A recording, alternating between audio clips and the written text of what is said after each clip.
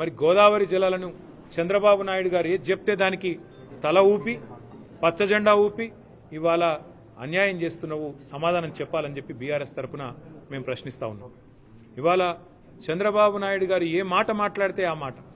చంద్రబాబు చెబితే గతంలో ఆంధ్రప్రదేశ్ రాష్ట్రంలో సాగునీటి రంగానికి సెక్రటరీగా పనిచేసిన, ఆనాడు మనకు వ్యతిరేకంగా ఉత్తరాలు రాసిన ఆదిత్యనాథ్ దాస్ అనే ఐఏఎస్ అధికారిని ఇక్కడ సాగునీటి రంగ సలహాదారుగా పెట్టుకున్నాం.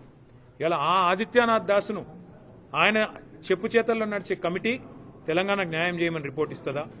ఏ ఆదిత్యనాథ్ దాస్ అయితే ఆనాడు తెలంగాణ ప్రాజెక్టులకు వ్యతిరేకంగా ఉత్తరాలు రాసిండో ఆంధ్ర ప్రభుత్వం నుంచి, ఇవాళ ఆయనను తెలంగాణ సాగునీటి రంగ సలహాదారుగా పెట్టుకోవడం అంటేనే ఎంత తెలివి ఉందో నీకు దాన్ని బట్టి అర్థమవుతున్నది.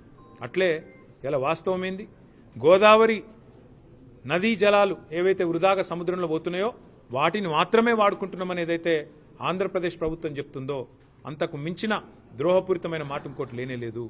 ఒకనాడు మరి అదే మాటతో అదే ఆర్గ్యుమెంట్తో ఆనాడు కాళేశ్వరం కట్టుకుంటుంటే, అదే ఆర్గ్యుమెంట్తో సీతారామ కట్టుకుంటుంటే ప్రతి ప్రాజెక్టుకు ఆటంకం కల్పించింది చంద్రబాబు నాయుడు గారి ప్రభుత్వం కాదా? కాళేశ్వరానికి అనుమతి ఇవ్వద్దని, సీతారామకు అనుమతి ఇవ్వద్దని అన్నిటి మీద ఉత్తరాలు రాసింది చంద్రబాబు నాయుడు గారు కాదా? ఆ రోజు మనం చెప్పింది అదే కదా. ఈరోజు బనకచెర్ల పేరిట గోదావరి నీళ్లు పూర్తి స్థాయిలో తెలంగాణ బీడు భూములకు మల్లకముందే, గోదావరి నీళ్లు హైదరాబాద్ భవిష్యత్తులో ఒక మహానగరంగా ఎదుగుతున్న హైదరాబాద్, విశ్వనగరంగా ఎదుగుతున్న హైదరాబాద్ మంచినీటి అవసరాలు తీర్చకముందే, ఇక్కడి పారిశ్రామిక అవసరాలు తీర్చకముందే న్యాయపరమైన కేటాయింపులు లేకుండా, ఏ అవార్డు లేకుండా ఇవాళ ఇష్టానుసారంగా తీసుకొని పోతామంటే దానికి తల ఊపడానికి డూడు బసవన్నలాగా నీకు సిగ్గులేకపోవచ్చు రేవంత్ రెడ్డి.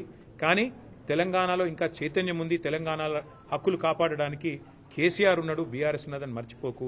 ఎవడిని అడిగి సంతకం పెడతా అంటున్నావు? ఎవరిని అడిగి కమిటీ వేసినావు? ఆ కమిటీ చెప్పింది ఫైనల్ అని ఎట్లా అంటావు? అసెంబ్లీ ఆమోదం ఉన్నదా? తెలంగాణ ప్రజల ఆమోదం ఉన్నదా? తెలంగాణ కేబినెట్ ఆమోదం ఉన్నదా? కనీసం తెలంగాణలో అఖిలపక్ష సమావేశం పెట్టినవా? ఇట్లా ఇష్టానుసారంగా నిర్ణయం తీసుకుంటాం అనుకుంటే అడ్రస్ లేకుండా పోతావు. మొన్న కాంగ్రెస్ ఎమ్మెల్యేనే చెప్పిండు, చంద్రబాబు కోవట్ల పాలన నడుస్తున్న తెలంగాణలో అని. అది మమ్మాటికి నిజమని తేలిపోయింది. అందుకే కాళోజీ నారాయణరావు గారు చెప్పినట్టు, ప్రాంతేతరుడు ద్రోహం చేస్తే పొలిమేర దాకా తరిమి కొడతాం, ప్రాంతం వాడే ద్రోహం చేస్తే ఉప్పు పాతర వేస్తామని చెప్పిండు. రేపు నీకు నీ పార్టీకి తెలంగాణ ప్రజలు ఉప్పు పాతర వేసే రోజులు దగ్గరలో ఉన్నాయి. వెంటనే నీ నిర్ణయాన్ని సవరించుకో. బనకచెర్లను ఏదైతే ఇలా తెలంగాణ సమాజం ముక్త కంఠంతో వ్యతిరేకిస్తున్నదో దానికి అనుకూలంగా ఇవాళ కాంగ్రెస్ ప్రభుత్వం కనుక తన వైఖరి మార్చుకోకపోతే తెలంగాణ ఉద్యమాన్ని పోలిన స్థాయిలో మరొక ఉద్యమం తప్పదు. ఇప్పటికే విద్యార్థులు, రైతులు, అదేవిధంగా తెలంగాణ సమాజంలోని అన్ని వర్గాలు ఈ ప్రతిపాదనను వ్యతిరేకిస్తున్నాయి. గతంలో ఏదైతే తెలంగాణ ప్రభుత్వం కేసీఆర్ గారి నాయకత్వంలో చేపట్టిన ప్రాజెక్టులు ఉన్నాయో వాటికి అడుగడుగున అడ్డుపుల్లలు వేసిన కాంగ్రెస్ వాళ్ళు, టీడీపీ వాళ్ళు ఇలా మళ్ళొక్కసారి తెలంగాణ ప్రయోజనాలకు విఘాతం కల్పిస్తామంటే చూస్తా ఊరుకోవడానికి బీఆర్ఎస్ సిద్ధంగా లేదు. ముమ్మాటికి ఈ విషయంలో బీజేపీ ప్రభుత్వం కూడా తన వైఖరి చెప్పాలి. కేంద్రం నోరు విప్పాలే. ఎవరో ఎల్లయ్య పుల్లయ్య మాట్లాడు కాదు, కేంద్ర జలవనరుల శాఖ మంత్రి మాట్లాడాలి, కేంద్రంలోని ప్రధానమంత్రి గారు మాట్లాడాలి, మీ వైఖరి ఏందో చెప్పాలి. తెలంగాణకు అడుగడుగున అన్యాయం చేస్తూ గత 11 ఏళ్లుగా ఎన్నో విషయాల్లో అవరోధాలు కల్పించిన మరి కేంద్ర ప్రభుత్వం ఇవాళ పూర్తి స్థాయిలో చంద్రబాబు నాయుడు గారి మద్దతు మీద ఆధారపడి నడుస్తున్నది. కాబట్టి ఇవాళ ఆయన ఆడిచ్చినట్టు ఆడుతున్నారా? సమాధానం చెప్పాలని చెప్పి కూడా మేము బీజేపీ పార్టీని కూడా డిమాండ్ చేస్తున్నాం, కేంద్ర ప్రభుత్వాన్ని కూడా డిమాండ్ చేస్తున్నాం. రేవంత్ రెడ్డి గారు తన ఆలోచన సవరించుకోవాలి. నువ్వు వేసే కమిటీ నెల రోజుల రిపోర్ట్ ఇస్తుంది, ఇవ్వగానే మేము ఆ కమిటీ ఏం చెప్తే అది చేస్తాం. మాకు తెలియదా? ఆ కమిటీ వేయించిందే చంద్రబాబు, నిన్న మీటింగ్ పెట్టించిందే చంద్రబాబు. ఆ కమిటీ అధికారులు ఎవరో కూడా డిసైడ్ చేసేది చంద్రబాబు. పలికే చిలక మనది కానీ పలుకు పరాయిది అన్నట్టు చిలక రేవంత్ రెడ్డి కానీ పలుకు మాత్రం చంద్రబాబు పలుకు అయిపోయింది ఇవాళ. అందుకే ముమ్మాటికి ఈ ద్రోహపూరితమైన ఆలోచనను, తెలంగాణ రైతాంగానికి, రైతాంగ ప్రయోజనాలకు ఉప్పుపాతరేసే ఆలోచనను బీఆర్ఎస్ నిర్ద్వందంగా తిరస్కరిస్తుంది. ఖచ్చితంగా పోరాటం చేస్తాం. అవసరమైతే మళ్ళొక్కసారి తెలంగాణ ఉద్యమ స్ఫూర్తితో ఉద్యమిస్తాం, ముందుకు పోతాం. ఈ ప్రతిపాదనను పూర్తి స్థాయిలో వ్యతిరేకిస్తాం.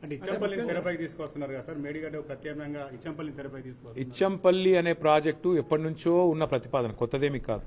అప్పర్ కృష్ణ కానీ ఇచ్చంపల్లి కానీ ఇవన్నీ కూడా ఎప్పటి నుంచో ఉన్నవే. కానీ అంతర్రాష్ట్ర వివాదాల పేరుతో ఉమ్మడి ఆంధ్రప్రదేశ్లో ఏ ప్రాజెక్టును ముంగట పోనీయాలి. అందుకే కేసీఆర్ గారు ముఖ్యమంత్రి అయిన తర్వాత లివ్ అండ్ లెట్ లివ్ అంటే నువ్వు జీవించు, నన్ను కూడా బతకనివ్వు అన్నట్టు, బతకని అన్నట్టు మహారాష్ట్రకు పోయి ఒప్పందం కుదుర్చుకొని ఆ రాష్ట్రాల ముఖ్యమంత్రులతో ఒక సుహృద్భావమైన వాతావరణంలో కాళేశ్వరం కట్టుకున్నాం. కాళేశ్వరం కట్టుకున్నాం కాబట్టే ఎక్కడో 12వ స్థానంలో వరిధాన్యం ఉత్పత్తిలో భారతదేశంలో ఉన్న తెలంగాణ ఇవాళ నెంబర్ 1 స్థాయికి చేరుకున్నది. అయితే గోదావరి జలాల విషయంలో ఇంకా తెలంగాణకు సంపూర్ణంగా న్యాయం జరగాల్సిన అవసరం ఉన్నది. ఇంకా 3వ టీఎంసీ లిఫ్ట్ చేయాలన్న ప్రతిపాదన అట్లే ఉన్నది. అట్లాగే ఇంకా బీడు భూములు, ఇంకా హైదరాబాద్ డ్రింకింగ్ వాటర్ నీడ్స్ కానీ, ఇక్కడ ఇండస్ట్రియల్ నీడ్స్ కానీ పూర్తి కాకుండానే గోదావరి నీళ్ళని మేము తీసుకుపోతామంటే నిర్ద్వందంగా దీన్ని వ్యతిరేకిస్తాం. ఇంకొక మాట కూడా జరుగుతున్న ప్రయత్నం ఏంటంటే ఏ అనుమతులు లేకుండానే ఇవాళ బనకచెర్లను ప్రారంభించాలనే ప్రయత్నం జరుగుతూ ఉన్నది. మరి బనకచెర్ల ప్రారంభించి అక్కడ కొంత ఖర్చు అయిన తర్వాత గతంలో ఇదే మాదిరిగా కృష్ణలో, గతంలో ఇదే మాదిరిగా గోదావరిలో కూడా ఆర్గ్యుమెంట్ ఏం చేసిండ్రు, అనుమతులు లేకపోయినా పైసలు ఖర్చు పెట్టినాం, ప్రజా ధనమంతా ఖర్చు పెట్టినాం, ఇప్పుడు అంతా వృధా పోతుంది కాబట్టి మీరు అనుమతి ఇవ్వాలి అని మెడ మీద కత్తి పెట్టినట్టు వ్యవహారం నడిపించే ప్రయత్నం ఇవాళ చంద్రబాబు గారు చేస్తున్నారు. మేము ఆంధ్రాకు నీళ్లు ఇవ్వడానికి వ్యతిరేకం కాదు, కానీ మా హక్కులు పూర్తయిన తర్వాత, మా హక్కుగా మాకు రావాల్సిన వాటా తేలిన తర్వాత, ఎందుకంటే రాష్ట్ర విభజన జరిగిన తర్వాత ఈ రోజు వరకు ఎంత పోరాడినా కూడా కృష్ణా జలాల విషయంలో కూడా మొన్న కేసీఆర్ గారి పోరాటంతో చివరికి మరి కేంద్ర ప్రభుత్వం మొన్ననే మరి రెఫర్ చేసింది కృష్ణాలో ఎవరి వాటా ఎంత తేలాలని. గోదావరిలో కూడా మా ఆర్గ్యుమెంట్ ఒకటే, సర్ప్లస్ వాటర్స్లో తెలంగాణ వాటా స్పష్టంగా తేల్చి ప్రకటించి ఆ తర్వాతనే ఈ ప్రాజెక్టు శ్రీకారం చుట్టాలి తప్ప ఒక బేసిన్ నుంచి ఇంకో బేసిన్ తీసుకుపోతాం, గోదావరి నుంచి కృష్ణ నుంచి పెన్నా బేసిన్ నీళ్లు తీసుకుపోతామంటే తెలంగాణ ప్రేక్షక పాత్ర వహించాలంటే దానికి బీఆర్ఎస్ ఎట్టి పరిస్థితుల్లో సమర్థించదు. తెలంగాణ రైతాంగ ప్రయోజనాల విషయంలో ఎవరు ఎట్లాంటి రాజీ పడ్డా, మీకు ఎన్ని కాంప్రమైజులు, ఎన్ని ఆబ్లిగేషన్లు మీకున్నా, మీకు ఎన్ని కుమ్మక్కు రాజకీయాలు చేయాల్సిన కర్మ మీకున్నా, ఆ కర్మ బీఆర్ఎస్ కు లేదు, తెలంగాణ రైతులకు లేదు. ఒక మాట చెప్తున్నాడు, బేసిన్లు లేవు, బేసిజాలు లేవు అని చెప్పి కేసీఆర్ గారే చెప్పిండ్రు. కరెక్ట్. సీఎం కు ఏ బేసిన్లో ఏ ప్రాజెక్ట్ ఉందో తెలియదు. ముందు ఆయన ట్యూషన్లు చెప్పించుకొని ఏ బేసిన్లో ఏ ప్రాజెక్ట్ ఉందో తెలుసుకుంటే, బేసిన్లు బెండకాయలు ఆయన గంత సీన్ లేదు. అదే ఎప్పుడో నేను చెప్పిన ఇదివరకే, పందికి ఏం తెలుసు గంధం చెక్క వాసన అన్నట్టు రేవంత్ రెడ్డికి ఏం తెలుసా ఇరిగేషన్ గురించి? ఆయనకు తెలిసేది ఒకటే, రియల్ ఎస్టేట్ దందాలు, బ్లాక్ మెయిల్లు, ఏ సర్వే నెంబర్లో ఎవరైనా కబ్జా పెట్టచ్చు, ఏడ భూములు గుంజుకోవచ్చు, ఈ పని చెప్పమంటే రేవంత్ రెడ్డి చెప్తాడు. ఏ వాగు ఎక్కడుంది, ఏ వంక ఎక్కడుంది, ఏ నది ఎక్కడుంది, ఏ చెరువు ఎక్కడుంది, ఏ కుంట ఎక్కడుంది, ఎన్ని టీఎంసీల నీళ్లు తెలంగాణ. ఈరోజు అడగండి రేవంత్ రెడ్డి గారిని. చర్చ అన్నాడు, మొన్న చర్చ అన్నాడు, మమ్మల్ని పిలిచిండు, సవాల్ చేసిండు, మళ్ళీ మేము పోతే పిరికి సన్నాసిలాగా పారిపోయిండు. మళ్ళీ నిన్న డైలాగులు కొడతాడు, నాగార్జున సాగర్ చర్చ వస్తావా కట్ట మీద అని. నేను అడుగుతున్నా రేవంత్ రెడ్డిని, నాగార్జున సాగర్ కట్టినప్పుడు, శ్రీశైలం కట్టినప్పుడు నువ్వు ఉన్నావు అసలు రాజకీయంలో? నువ్వు ఏ పార్టీలో పుట్టినావు? నువ్వేదో కాంగ్రెస్లో పుట్టినట్టు, కాంగ్రెస్ని నువ్వు పుట్టించినట్టు డైలాగులు ప్రజలన్నీ చూస్తున్నారు. వాస్తవమైంది కేసీఆర్ గారు చెప్పిన దానిలో కూడా ఖచ్చితంగా రాయలసీమ కూడా మంచిగా ఉండాలని కోరుకున్నాం, ఆంధ్ర ప్రజలు కూడా బాగుండాలని కోరుకున్నాం. కానీ ఏం కోరుకున్నాం మేము? మా రాష్ట్ర ప్రజల ప్రయోజనాలు నెరవేరిన తర్వాత, తెలంగాణ రైతాంగం ప్రయోజనాలు సమృద్ధిగా పూర్తి స్థాయిలో డిఫైన్ చేయబడ్డ తర్వాత, గోదావరి మిగులు జలాల్లో మా వాటా తేలాలి, నికర జలాల్లో మా వాటా తేలాలి, కృష్ణలో మా వాటా తేలాలి, మా అవసరాలు పూర్తి కావాలి. ఆ తర్వాత కిందికి పోయే నీళ్ళు మీరు వాడుకోండి, మేము వద్దంటలేం. కానీ ఏవి తేల్చకుండానే మరి బడితున్నోందే బర్రె అన్నట్టు ఇలా మా కేంద్ర ప్రభుత్వం చుట్టూ మా చేతులుంది, బీజేపీ మేము చెప్పినట్టు ఆడుతుంది, మా శిష్యుడే ఇవాళ తెలంగాణ ముఖ్యమంత్రి కాబట్టి నేను ఆడిచ్చినట్టు ఆడాలని చెప్పి చంద్రబాబు నాయుడు గారు అనుకుంటే, దానికి శిష్యుడు వంత పాడితే గురుదక్షిణ చెల్లించుకోవాలనుకుంటే, గోదావరి నీళ్లను సంతర్పణ చేయాలనుకుంటే మేము గమన కూర్చోవాలా? తెలంగాణ వాటా తేల్చండి.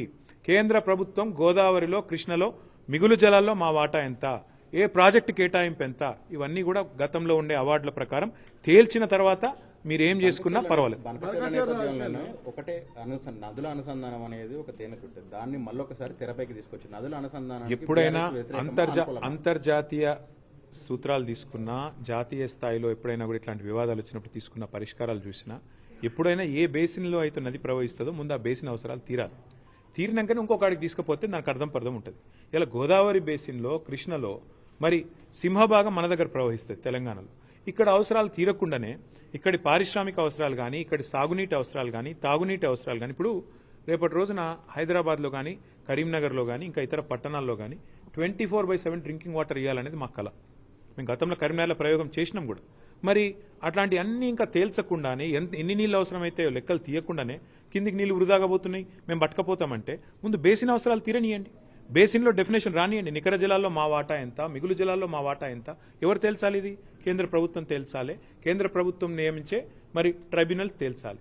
అవి తేలకుండానే మేము నీళ్లు కొంటపోతాం. మా చేతిలో ఇవాళ కట్టి ఉంది కాబట్టి కట్టెతో బర్రెని ఎటువంటి తట అదిలించకపోతాం.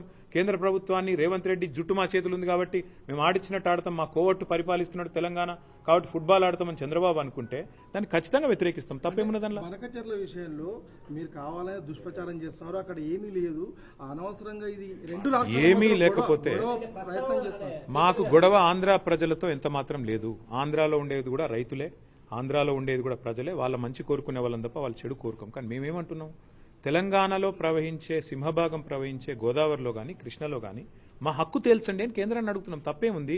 మా హక్కు మా వాటా తేలకుండా నికర జలాల్లో మిగులు జలాల్లో ఇష్టం వచ్చినట్టు గుంజుకపోతామంటే కుదరదు అని చెప్తున్నాం. మరి మీరు చెప్పే స్ఫూర్తే కరెక్ట్ అయితే మరి కాళేశ్వరం కట్టినప్పుడు అడ్డుకున్నది ఎవరు? చంద్రబాబు నాయుడు కాదా? ఉత్తరాలు రాసింది ఎవరు? ఇదే ఆదిత్యనాథ్ దాస్ కాదా? ఉత్తరాలు రాసి కేంద్ర ప్రభుత్వంలో మీ పలుకుబడిని ఉపయోగించి మా ప్రాజెక్టులను అడ్డుకునే ప్రయత్నం చేయలేదా? మేము అడ్డుకుంటలేం. మేమేమంటున్నాం ఇవాళ స్పష్టంగా మా వాటా తెలుసండి. రేవంత్ రెడ్డి అబ్బసొత్తు తాత జాగీర్ కాదు గోదావరి నీళ్లు. రేవంత్ రెడ్డి ఇష్టం వచ్చినట్టు సంతర్పణ చేస్తానంటే తెలంగాణ ప్రజలు ఊకోరు. నెల రోజుల్లో కమిటీ వేస్తా. ఎవరిని అడిగేస్తున్నావు కమిటీ? ఎవరిని అడిగి వేసినావు కమిటీ? నువ్వు చంద్రబాబు చెప్పగానే కమిటీ వేస్తావు, కమిటీ 30 రోజుల రిపోర్ట్ ఇస్తుంది. కమిటీ ఇచ్చే రిపోర్ట్ ఫైనల్ అంటావా? ఎవరికి ఫైనల్?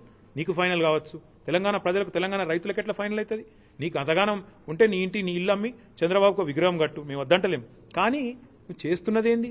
తెలంగాణ ప్రయోజనాలు శాశ్వతంగా మరి నేను చంద్రబాబుకు దారాదత్తం చేస్తానంటే మేము ఆంధ్ర ప్రజలకు వ్యతిరేకం కాదు, ఆంధ్ర రైతాంగానికి వ్యతిరేకం కాదు. కానీ తెలంగాణ రైతుల ప్రయోజనాలు నెరవేరే విధంగా ముందు కేంద్ర ప్రభుత్వం మీద ఒత్తిడి తెండి. నిన్న జరిగిన మీటింగ్ ఎపెక్స్ కౌన్సిల్ మీటింగ్ కూడా కాదు. మరి ఎపెక్స్ కౌన్సిల్ మీటింగ్ కాదు, ఇన్ఫార్మల్ మీటింగ్ అని ముఖ్యమంత్రి చెప్తున్నాడు. మరి ఇన్ఫార్మల్ మీటింగ్లో తీసుకునే నిర్ణయం, అందులో వేసే కమిటీ, దానికి ఉండే చట్టబద్ధత, దానికి ఉండే ఆమోదయోగ్యత ఏ పార్టీదండి నాకు అర్థం కాదు. ఈ రకంగా అడ్డగోలుగా మాట్లాడి తెలంగాణ రైతాంగాన్ని కించపరుస్తా అంటే మేము ఊరుకుంటామా? సార్ ఇంకొకటి, కృష్ణా బోర్డు కూడా ఇప్పుడు ఆంధ్రప్రదేశ్ లో పెడతారని అంటారు. ఇక అది కూడా గొప్ప విజయం అని చెప్పుకుంటాను. ఎంత సిగ్గుమాలిన పని అంటే మొన్నటిదాకా బీఆర్ఎస్ ప్రభుత్వం ఉన్నంతకాలం 2 బోర్డులు హైదరాబాద్లో ఉన్నాయి. Godavari river management board, KRMB 2 ఇక్కడనే ఉండే ఆఫీసులు. ఇవాళ కేఆర్ఎంబిని ఆంధ్రాకు తరలించి అది కూడా గొప్ప విజయం అని చెప్పుకుంటాడు ముఖ్యమంత్రి. దీన్ని నవ్విపోదురుగాక నాకేమి సిగ్గన్నట్టు ఉన్న ఆఫీస్ ఎత్తగొట్టి, ఉన్న ఆఫీస్ ఉడగొట్టి సిగ్గు లేకుండా ఇంకా నేనేదో గొప్ప విజయం సాధించినా అని చెప్పి మాట్లాడితే ప్రజలకు అర్థం కాదనుకుంటున్నాడు రేవంత్ రెడ్డి. నేను అడుగుతా ఉన్నా. చివరిగా నేను అనేది, ఈ విషయంలో అందరికంటే ఎక్కువ బాధ్యత ఉన్నది కేంద్ర ప్రభుత్వానికి. వాళ్ళు స్పందించాలి. ఇట్లా ఇష్టం వచ్చినట్టు చంద్రబాబు ఆడిచ్చినట్టు ఆడతామని కేంద్రము రేవంత్ రెడ్డి తల ఊపితే ఇక మిగతా సంగతి తెలంగాణ ప్రజలు చూసుకుంటారు. బీజేపీ సంగతి, కాంగ్రెస్ సంగతి తెలంగాణ ప్రజలు చూసుకుంటారు. ఏం పని చేసిండు? కృష్ణా బోర్డును అప్పచెప్పుడా పని చేసుడంటే? కృష్ణా బోర్డును ఆంధ్రాకు తరలించుడా? లేదా గోదావరి మిగులు జలాల్లో మరి లేని హక్కును ఆంధ్రాకు దారాదత్తం చేయడం ఏంది పని? లేకపోతే ఆంధ్ర ప్రాజెక్టులకు ఆనాడు ప్రతిపాదిస్తూ తెలంగాణ ప్రాజెక్టులను వ్యతిరేకిస్తూ ఎవరైతే ఉత్తరాలు రాసిండో ఆయన తీసుకొచ్చి సాగునీటి సలహాదారుగా పెట్టడమా? లేదా కేసీఆర్ గారు బ్రహ్మాండంగా తెలంగాణలో ఒక సంక్షేమ వాతావరణం తీసుకొస్తే, పండుగలాగా వ్యవసాయాన్ని చేస్తే, వరి ధాన్యం ఉత్పత్తిలో భారతదేశంలో నెంబర్ 1 చేస్తే, ఇలా కేసీఆర్ మీద కోపంతో కన్నెపల్లి మోటార్లు ఆన్ చేయకుండా మిడ్ మానేర్ నిండబెట్టి మొత్తం రాష్ట్రంలో పంటలన్నీ ఎండుతుంటే, ఇవాళ కరువు వాతావరణం ఉంటే, కిందికెళ్ళి నీళ్లు లక్షల క్యూసెక్ల నీళ్లు కిందికి పోతుంటే గుడ్లప్పగిచ్చి చూడడమా తెలంగాణ సాగునీటి రంగంలో ఆయన సాధించిన విజయం? గోదావరిలో ఈరోజు బ్రహ్మాండంగా మోటార్లు ఆన్ చేస్తే కన్నెపల్లిలో ఏ కరువు ఛాయలు లేకుండా ఇలా నారుమల్లు పోసుకున్న రైతులు ఎదురు చూస్తున్నారు. ఎప్పుడు వాన పడుతుంది? ఊళ్ళల్లో కప్పలను వేసుకొని ఇలా పూజలు చేస్తాను వానలు పడాలని. అట్లాంటి పరిస్థితుల్లో రాష్ట్రం ఉంటే, రాష్ట్ర రైతాంగం ఉంటే, సోయిలేనోడు ముఖ్యమంత్రి, జై తెలంగాణ అని ముఖ్యమంత్రి తెలంగాణ నీళ్లను దారాదత్తం చేస్తుంటే బీఆర్ఎస్ ఊకుంటుందా? ఖచ్చితంగా కొట్లాడతాం, గొంతు విప్పి పోరాడతాం, చివరిదాకా తెగించి కొట్లాడతాం. మేమే జవాబిస్తామని కాంగ్రెస్ వల్ల మేమే జవాబిస్తామంటున్నాం, మీరు మాత్రం రెచ్చగొడుతున్నారు ప్రజలని చెప్పి నిన్న రేవంత్ రెడ్డి చెప్పారు. హక్కుల గురించి మేము ప్రశ్నిస్తే రెచ్చగొట్టడం అవుతుందా? గోదావరి నీళ్లలో మిగులు జలాల్లో తెలంగాణ వాటా ఎంత? తెలంగాణ ప్రభుత్వం అడిగింది ఎంత? నిన్నటి మీటింగ్లో కేంద్ర ప్రభుత్వం చెప్పింది ఏంది? ఏది తేలకుండానే 30 రోజుల్లో కమిటీ వేస్తా, కమిటీ రిపోర్ట్ ఇచ్చి తెలంగాణ ప్రాజెక్టులేమో దశాబ్దాల పాటు, 1 కాదు 2 కాదు, దశాబ్దాల పాటు అంతర్రాష్ట్ర వివాదాల పేరిట ఇంతకుముందు సోదరుడు చెప్పిన ఇచ్చంపల్లి కానీ, దేవాదుల కానీ, ఇంకా తొమ్మిడిహట్టి కానీ, ఇంకోటి కానీ, ఇవన్నీ కూడా అంతర్రాష్ట్ర వివాదాల పేరిట దశాబ్దాలు నలిగినా రేవంత్ రెడ్డి కాంగ్రెస్కి చీమగుట్టినట్టు అనిపించేది. కానీ చంద్రబాబు అడగంగానే 30 రోజులు రిపోర్ట్ రావాలి, 31వ రోజు గోదావరి జలాలు కింది కురకాలి, పొంగి పొరలాలి, తెలంగాణ మాత్రం ఎండాలి. ఇదా నీతి. అందుకే మేము అంటున్నాం, ఎవడు అబ్బసొత్తని ఇస్తావు నువ్వు గోదావరి జలాల మీద హక్కు? ఎవడు చెప్పిండు నీకు 30 రోజుల కమిటీ ఒప్పుకోమని? ఆ కమిటీ జనరల్గా ఏ కమిటీ అయినా, ఆఫీసర్స్ కమిటీ కానీ, ఎక్స్పర్ట్స్ కమిటీ కానీ, it is merely advisory in nature. వాళ్ళు చెప్పేది ఏది కూడా అల్టిమేట్గా ప్రభుత్వం మళ్ళీ చర్చ పెట్టి అసెంబ్లీలో, క్యాబినెట్లో, ప్రజా సమక్షంలో, అవసరమైతే అఖిలపక్షం పెట్టి ఒప్పించి మెప్పించి మన హక్కుల గురించి ఏం చేస్తున్నామో తెలంగాణ ప్రజలకు చెప్పి పారదర్శకంగా ఆ తర్వాత జెండా ఊపాలి. బనకచెర్ల అనేది ప్రస్తావన రాలేదు, దాని నుంచి ఎందుకు అవాయిడ్ చేస్తుందని చెప్పేసి బీఆర్ఎస్ సిగ్గు శరం ఉంటే రేవంత్ రెడ్డికి ఏమన్నా సిగ్గు ఇజ్జత్ మానం ఉంటే నిన్న ఏమన్నాడండి ఆంధ్ర ఇరిగేషన్ మినిస్టర్ రామానాయుడు గారు అనుకుంటా ఆయన పేరు, బయటకు వచ్చి ఏం చెప్పిండు? ఇలా ఆంధ్రప్రదేశ్ ఎడిషన్లో పేపర్లు ఏం రాసినాయి? చంద్రబాబు నాయుడు గారు ఏం చెప్పారు? సాక్షి తీయండి, ఈనాడు తీయండి, ఆంధ్రజ్యోతి తీయండి, ఆంధ్ర ఎడిషన్ చూడండి, స్పష్టంగా చెప్పింది చంద్రబాబు నాయుడు గారు. మీటింగ్ పెట్టిందే బనకచెర్ల కోసం, ఎజెండా నెంబర్ 1 బనకచెర్ల కాదంటాడా రేవంత్ రెడ్డి? అజెండా ఐటమ్ చూపెట్టమంటారా? ఇప్పుడు నెంబర్ 1 ఐటమే బనకచెర్ల. లేదని బుకాయించడం ముఖ్యమంత్రికి తగునా? నిమ్మల రామానాయుడు గారు బయటకు వచ్చి చెప్పినారు, ఆంధ్ర ఇరిగేషన్ మంత్రి గారు, మేము అడిగినాం బనకచెర్ల గురించి, రేవంత్ రెడ్డి ఒప్పుకున్నాడు, కమిటీ వేసినాం, 30 రోజుల్లో ఒడిసిపోతుంది, 31వ రోజు మా శిష్యుడే కాబట్టి ఆడిచ్చినట్టు ఆడతాడు, ఆయన జుట్టు మా చేతులుంది, ఓటుకు నోటు కేసు ఇంకా ఉన్నది, కాబట్టి ఏమన్నా చేస్తాం అని ఫుట్బాల్ ఆడుతున్నారు. చంద్రబాబు కోవట్ను పెట్టుకుని ఇలా తెలంగాణ ప్రజల ప్రయోజనాలు, తెలంగాణ రైతుల ప్రయోజనాల పట్ల శాశ్వతంగా విద్రోహం చేసే ప్రయత్నం చేస్తున్నారు. అర్థం కాదు ఏముంది ఇలా. రేవంత్ రెడ్డి అబద్ధాలు ఆడుతున్నాడు ఈ బనకచెర్ల. నిజం చెప్తున్నారు మీరు అనుకుంటుర్రా? పొరపాటు. రేవంత్ రెడ్డికి ఒక శాపం ఉన్నది, నిజం చెప్తే తల 1000 ముక్కలు అవుతుందట. ఎన్ని నిజాలు చెప్పిండండి రేవంత్ రెడ్డి? యాద్ చేసుకోండి మీరు. రుణమాఫీ చేస్తా అన్నాడు డిసెంబర్ 9, అయిపోయింది రుణమాఫీ. 2500 ఇస్తా అన్నాడు, మహిళలకు ఇచ్చేసిండా? 6 గ్యారెంటీలు అమలైనాయా? 4000 పెన్షన్లు అయిపోయినాయా? సోనియమ్మ పంపుతుందన్నాడు తులం బంగారం వచ్చిందా? స్కూటీలు వచ్చినాయా? ఏదొచ్చింది ఒకటి చెప్పండి నాకు.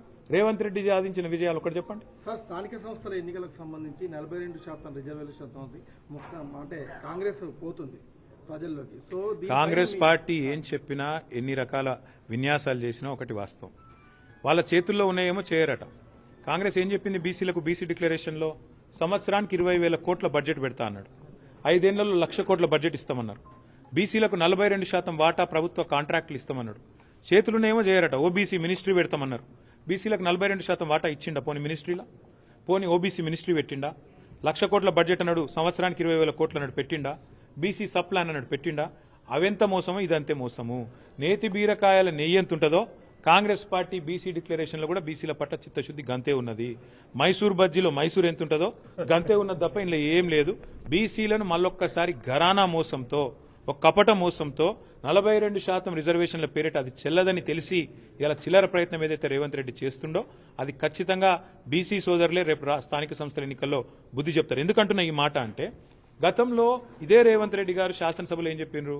42% రిజర్వేషన్ విద్యలో, ఉపాధిలో, రాజకీయంగా కావాలి అంటే ఒకటే పరిష్కారం, పార్లమెంటుకు పంపాలి, పార్లమెంట్లో చట్టబద్ధత కావాలి, ప్రెసిడెంట్ గారు సంతకం పెట్టాలన్నాడు. మరి నిన్న లోకల్ బాడీ ఏదో పంచాయతీ ఆర్డినెన్స్ చేసినా అన్నాడు. మున్సిపల్ బిల్లు కూడా ఇంకా సవరించలేదు. విద్యలో, ఉపాధిలో ఏం చేస్తాడో తెలియదు. 42% అంటే కేవలం జెడ్పీటీసీ, ఎంపీటీసీల కాడికేనా, లేకపోతే జిల్లా పరిషత్లు, మండల పరిషత్లు, అదేవిధంగా విద్యలో, ఉపాధిలో అన్నిట్లో ఇచ్చేది ఉందా? ఏ రకమైన మోసమో ఇది అర్థం చేసుకోవాలని బీసీ సోదరులను కోరుతా ఉన్నా. ఒకటే ఒక్క మార్గం ఈ దేశంలో 42% రిజర్వేషన్లు సాధించాలి అంటే, ఎస్సీలైనా ఎస్టీలైనా ఏ రకంగానైతే 9th షెడ్యూల్లో రాజ్యాంగంలో చేర్చి తమ హక్కును పొందుతున్నారో రాజ్యాంగబద్ధంగా, అదే పద్ధతుల్లో బీసీ సోదరులు కూడా 9th షెడ్యూల్లో చేరిస్తేనే కాన్స్టిట్యూషన్లో హక్కు వస్తుంది తప్ప రేవంత్ రెడ్డి ఒక ఆయుధం బారేస్తేనో, లేకపోతే ఒక ఆర్డినెన్స్ బీజేపీ గవర్నర్ గారికి ఇస్తేనో ఇది అయ్యేది కాదు. 9th షెడ్యూల్లో చేరిస్తే తప్ప పరిష్కారం రాదని నేను చెప్పడం కాదు, జస్టిస్ ఈశ్వరయ్య గౌడ్ గారు లాంటి పెద్ద మనుషులు చెప్తా ఉన్నారు, చిరంజీవులు గారు లాంటి రిటైర్డ్ ఐఏఎస్ అధికారులు చెప్తా ఉన్నారు. రాజకీయం కోసం రాజకీయం చేయడం వేరు బ్రదర్. మేము కూడా గతంలో ఇదే పద్ధతుల్లో పార్లమెంటుకు ప్రెసిడెంట్ గారికి పంపాం. 37% రిజర్వేషన్ బలహీన వర్గాలకు ఇవ్వాలని మేము పంపినాం. మా ప్రభుత్వం ఉన్నప్పుడు కేసీఆర్ గారి నాయకత్వంలో ప్రెసిడెంట్ గారు సంతకం పెట్టలేదు, బీజేపీకి ఇష్టం లేదు. వాస్తవం ఏంది? చిత్తశుద్ధి లేని శివపూజలాగా ఏదో ఇయ్యాలి కాబట్టి 42% ఇచ్చినామని చెప్పుకోవడానికి చెప్తా ఉన్నారు తప్ప ఇందులో ఏ రకంగా కూడా అందులో న్యాయబద్ధత లేదు, చట్టబద్ధత లేదు, హేతుబద్ధత లేదు. ఇది బీసీ సోదరులకు అర్థమైంది. ఎవరికి అర్థమైనా కాకపోయినా ఇది మాత్రం వాస్తవం అని నేను చెప్తాను. Thank you.